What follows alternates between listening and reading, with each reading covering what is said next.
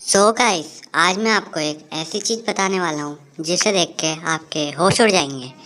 जी हाँ, मैं आपको आज केवल एक ऐसी ट्रिक बताने वाला हूँ जिसे करते ही आप एक अल्ट्रा प्रो प्लेयर बन जाएंगे। लाइक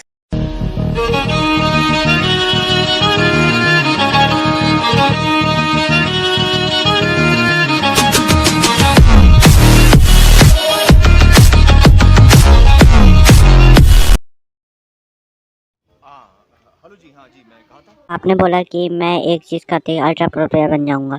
हाँ, देखो जब तुम क्लासिक बरमुडा में जाओगे तो तुम बंदों को ढूंढोगे। हाँ, बंदों को। हाँ, ओके ओके। जब वो बंदा तुम्हें मारेगा, यानी कि रेड। डैमेज तुम्हें आएगा, ओके ओके, फिर तब तुम ग्लोवल लगा लेना। वो क्या है ना बेटा, आजकल प्रो प्लेयर्स बहुत ज़्यादा हैं, कहीं तुम्हें हेडशॉट वेडशॉट लग गया। मौत भी हो सकती है। What nonsense, I know that. You know that, very good बेटा। प्रो प्लेयर्स हो। कैसा लगा मेरा मजाक?